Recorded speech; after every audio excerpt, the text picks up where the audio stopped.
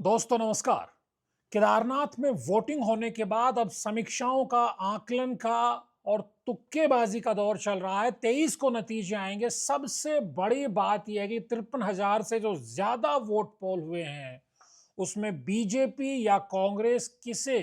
Winning numbers मिलने वाले हैं, यह अपने आप में बड़ी गुत्थी है। कोशिश करते हैं, उन फैक्टर्स को समझने की कोशिश करते हैं जिसके चलते बीजेपी को क्या एडवांटेज मिल सकता है, कांग्रेस को क्या एडवांटेज मिल सकता है, और जो बाकी कांग्रेस बीजेपी के अलावा जो चार प्रत्याशी निर्दलीय यूकेडी वगैरह हैं, क्या उनके लिए भी कोई स्कोप है। ये सब बातें हम एक तरह से डिस्कस करने की कोशिश करेंगे। सबसे बड़ी बात यह है कि जो बीजेपी के कॉरिडोर से चीजें निकल करके आ रही हैं, जो कांग्रेस के कॉरिडोर से चीजें निकल के आ रही हैं, वो क्या इशारा करती हैं। ये अलग बात है कि यशपाल आर्य ने कहा कि बीजेपी के अहंकार को जनता जवाब देगी, नेता प्रतिपक्ष हैं। तो महेंद्र भट्ट ने कहा कार्यकर्ताओं का धन्यवाद देते हैं जिस अंदाज में चुनाव लड़ा है, और वोटर्स का धन्यवाद देते हैं, बंपर जीत हमारी होने वाली। यानी जीत के दावे कांग्रेस ने भी कर दिए हैं तो बीजेपी ने भी कर दिए हैं। बड़ा सवाल है कि वो कौन से फैक्टर्स हैं जिनके चलते बीजेपी के नेताओं को, रणनीतिकारों को लगता है उनको एडवांटेज है, या फिर कांग्रेस के रणनीतिकारों को, नेताओं को लगता है कि ये एडवांटेज कांग्रेस के पक्ष में, विपक्ष के पक्ष में जाने वाला है।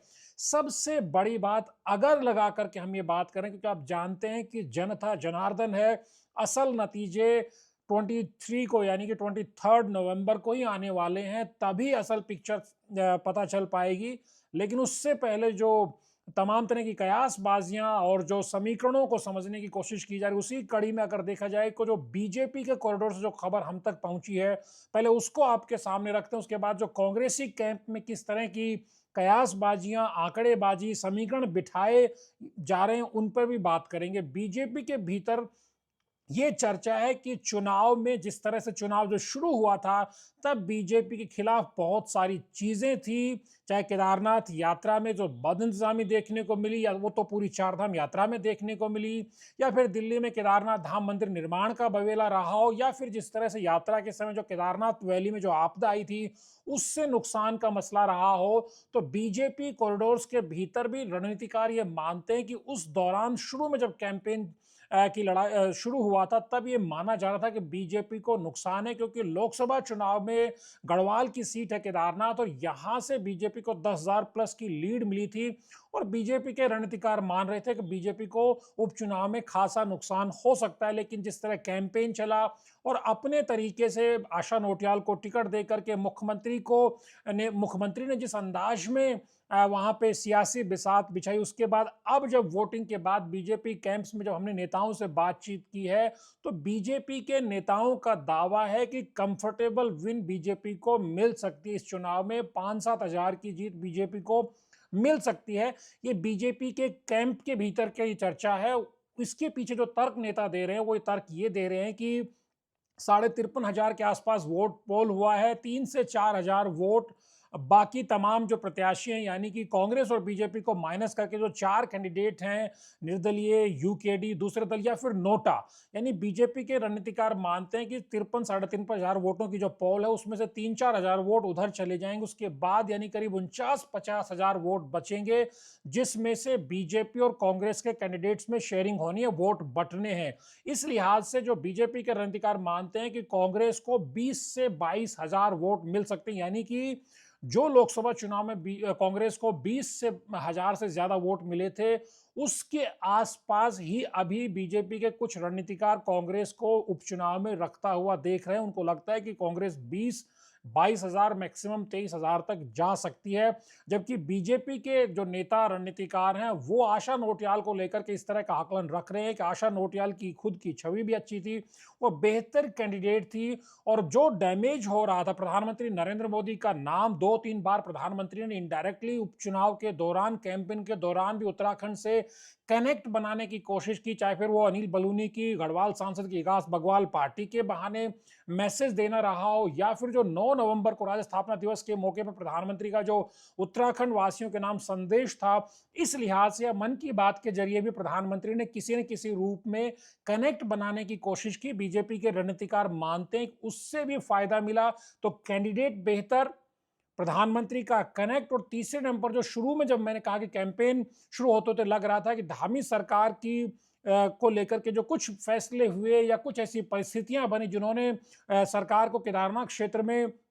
अलोकप्रिय बनाया था, उस अलोकप्रियता को कम करने में मुख्यमंत्री का जो मैनेजमेंट था, वो खासा काम करता हुआ दिखाई दे रहा है। 1-2 जानकार लोगों ने तो यहाँ तक भी बताया कि वोटिंग के दिन मुख्यमंत्री लगातार हर घंटे उन बीजेपी के वर्कर्स, पदाधिकारियों के टच में पर्सनली डायरेक्ट फ़ोन करके बने रहे और वो लगातार वोटिंग का पूरे पैटर्न को लेकर के, वोटिंग की प्रोग्रेस को लेकर के रिपोर्ट लेते रहे। यानी मुख्यमंत्री लगातार वोटिंग के दिन अपनी टीम के साथ कनेक्ट बनाए हुए रहे। ये भी जानकारी बीजेपी के कॉरिडोर्स के भीतर से आ रही कि अच्छा प्रशासनिक स्तर से भी अच्छा रिस्पॉन्स आया है। यानी कुल मिलाकर के जहां डैमेज समझा जा रहा था, प्रधानमंत्री से फायदा मिलना था, आशा नोटियाल कैंडिडेट के नाते बीजेपी को फायदा मिलना था, राज्य सरकार के कुछ जो केदारनाथ यात्रा के दौरान के जो स्टेप्स थे जिनसे माना जा रहा था, ऐसी आशंका जताई जा रही थी कि डैमेज हो सकता है, उनको मुख्यमंत्री पुष्कर सिंह धामी और उनकी टीम ने काफी हद तक कवर करने की कोशिश की। इस लिहाज से बीजेपी के भीतर रणनीतिकार ये मान के चल रहे हैं कि 27 से 29 हजार के आसपास वोट बीजेपी को मिल सकते हैं, यानी कि कंफर्टेबल विन का दावा बीजेपी की तरफ से किया जा रहा है। तो अगर बात कांग्रेस की करें तो कांग्रेस के रणनीतिकारों की अपनी थ्योरी, अपने समीकरण है। आप जानते हैं पूरा कैंपेन कांग्रेस के तमाम दिग्गज नेताओं ने पर्सनली ग्रजेस जो थे उनको भुला करके मनोज रावत के पक्ष में सॉलिडेरिटी दिखाते हुए लड़ा। ये अलग बात है कि टिकट से पहले तमाम तरह की बातें जरूर चल रही थी, लेकिन कैंपेन के मोर्चे पर सारे दिग्गज डटे हुए दिखाई दिए हैं। और सबसे आगे, सबसे लंबे समय तक शुरुआत से ही गणेश गोदियाल ने पूरे कैंपेन को लीड किया है। यानी मनोज रावत चुनाव जरूर लड़ रहे थे, लेकिन पूरा दारोमदार गणेश गोदियाल के ऊपर था। आप जानते हैं गढ़वाल में भले गढ़वाल का चुनाव गणेश गोदियाल हार गए, लेकिन गणेश गोदियाल एक बड़े चेहरे के तौर पर कांग्रेस के भीतर उभरे हैं और जानकार ये मान रहे हैं। खासतौर पर इस तरह से आकलन किया जा रहा है कि जो दिल्ली में केदारनाथ धाम मंदिर निर्माण को लेकर के जो बवेला कटा था, उसके बाद जो यात्रा के दौरान जो बदइंतजामी की तस्वीर सामने आई थी, और उसके बाद जिस तरह से स्थानीय स्तर पर बहुत सारे इलाकों में चाहे हट्स को हटाने की बात रही हो, अतिक्रमण हटाने की बात रही हो, बुलडोजर चलाने की बात रही हो, या आपदा के समय लोगों को हुए नुकसान की बात रही हो, या श्रद्धालुओं के कम पहुंचने की बात रही हो, ये कुछ ऐसे फैक्टर हैं जो कांग्रेसी कॉरिडोर्स के भीतर माना जा रहा है कि इससे बीजेपी को नुकसान होगा, आशा नोटियाल को, बीजेपी कैंडिडेट को नुकसान होगा और यहां मनोज रावत को एडवांटेज मिलेगा। और यही वजह है कि जो कांग्रेस के रणनीतिकार हैं वो दावा कर रहे हैं कि कंफर्टेबली कड़े मुकाबले में 1500-2000 वोटों से ही सही, लेकिन कांग्रेस के कैंडिडेट मनोज रावत हैं वो बीजेपी के कैंडिडेट को पटखनी देंगे और यहां जीत कांग्रेस की होगी, जिस अंदाज में मंगलौर में और बद्रीनाथ में हुई थी। ये कांग्रेसी जानकारों का माना। लेकिन जो न्यूट्रल ऑब्जर्वर है, जो कांग्रेस और बीजेपी के अलहदा ऑब्जर्वर्स हैं, जब हमने उनसे भी इस चीज को समझने की कोशिश की तो बहुत सारे लोगों ने इस चीज का भी जिक्र किया कि त्रिभुवन सिंह चौहान जो निर्दलीय प्रत्याशी के तौर पर लड़े हैं, पत्रकार है, वो पहला अपना चुनाव लड़ रहे हैं। इसके बाद बॉबी पवार उनके समर्थन में जाते हैं। आप जानते हैं देहरादून में बॉबी पवार का सचिवालय में एक बावेला हुआ था, उसके बाद बॉबी पवार खासा चर्चाओं में भी आए थे। उसी दौरान वो केदारनाथ विधानसभा क्षेत्र में जाकर के कैंपेन करते हैं त्रिभुवन सिंह चौहान के समर्थन में। तो कुछ जानकार जो इंडिपेंडेंट ऑब्जर्वर्स हैं वो मानते हैं कि बॉबी पवार के केदारनाथ में दाखिल होने से, त्रिभुवन चौहान के वहां चुनावी मैदान में ताल ठोकने से कांग्रेस को नुकसान हो सकता है, क्योंकि जो सत्ता विरोधी वोट था उसका बिखराव, उसका बंटवारा होना तय है। अब कुछ जानकार मानते हैं कि 4-5 हजार वोट मिलेंगे त्रिभुवन चौहान को, तो कुछ जानकार ये मानते हैं कि चाहे 2500, 3000 जो भी वोट मिलेंगे वो वोट सत्ता विरोधी वोट होगा, युवाओं का, महिलाओं का वोट हो सकता है। यानी जो धामी सरकार के खिलाफ, बीजेपी के खिलाफ जो वोट पड़ना था वो त्रिभुवन चौहान को वोट पड़ेगा। तो इसका नुकसान भी कुछ जानकार जो इंडिपेंडेंट ऑब्जर्वर्स हैं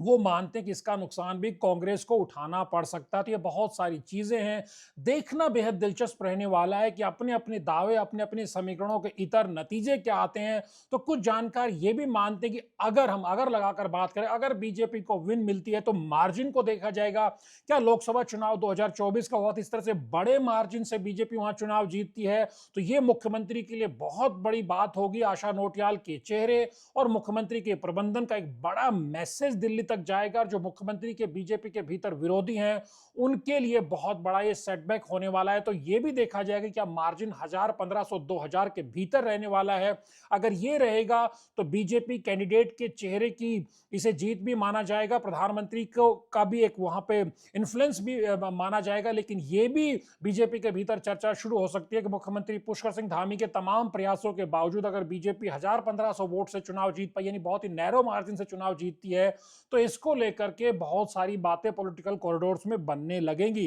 लेकिन कुछ जानकार ये भी मानते हैं कि अगर कांग्रेस अच्छा करती है, अच्छा करने के दो मायने, एक तो कांग्रेस चुनाव में बीजेपी को हरा देती है, दूसरा ये कि अगर कांग्रेस जो लोकसभा चुनाव के समय का जो मार्जिन था या 2022 के विधानसभा चुनाव के समय का जो मार्जिन था, उस मार्जिन को हार के अपने मार्जिन को बहुत ज्यादा कवर कर लेती है और वो बेहद करीबी मुकाबले में आकर के बीजेपी से जीतती है, शिकस्त खाती है, तो इसको भी कुछ जानकार मानते हैं कि इससे गणेश गोदियाल का कद विद इन द कांग्रेस भी बढ़ने वाला है। तो बहुत सारी बातें हैं, इंतजार हमें असल नतीजे के लिए 23 नवंबर तक का करना होगा। लेकिन कुल मिलाकर के जो समीकरण उत्तराखंड के पॉलिटिकल कॉरिडोर्स में बीजेपी कैंप में, कांग्रेस कैंप में और जो इंडिपेंडेंट ऑब्जर्व्स का जो सोचना है वो हमने आपसे साझा किया। आपकी क्या राय, आपको क्या लगता है, बीजेपी मजबूत है, कांग्रेस मजबूत है या कोई इंडिपेंडेंट यूकेडी, क्या तस्वीर आपको दिखाई दे रही है 23 नवंबर के नतीजे आने से पहले? आप भी कमेंट करके जरूर बताइए। धनुष अड्डा के वीडियोस को लाइक भी और शेयर भी कीजिए। नमस्कार।